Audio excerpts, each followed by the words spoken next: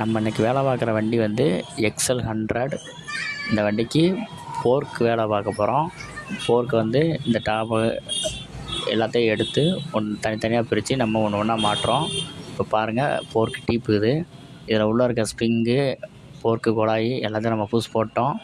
ஸ்ப்ரிங்கோட washer எல்லாம் நம்ம tight பண்ணிட்டோம். இது போர்க்கு பூட்டுற பொறுப்பை மாட்டிக்கிட்டு இருக்கேன். இதில் மாட்டிட்டு இப்போ மேலே வந்து நம்ம டீ ஸ்டம்பில் நம்ம மேலே ஏற்ற போகிறோம் வண்டியில். இப்போ அதை நல்லா டைட் பண்ணிக்கிறணும்.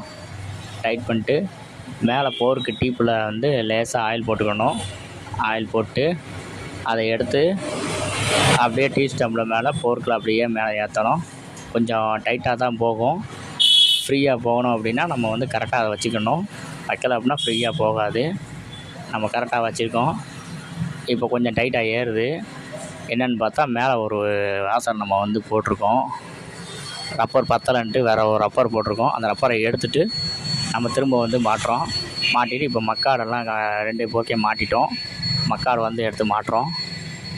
மாட்டி முடிச்சுட்டு போர்க்கில் அதில் 4 போல்ட்டு தான் வரும். மக்காடில் 4 போல்ட்டை நம்ம மாட்டுறோம்.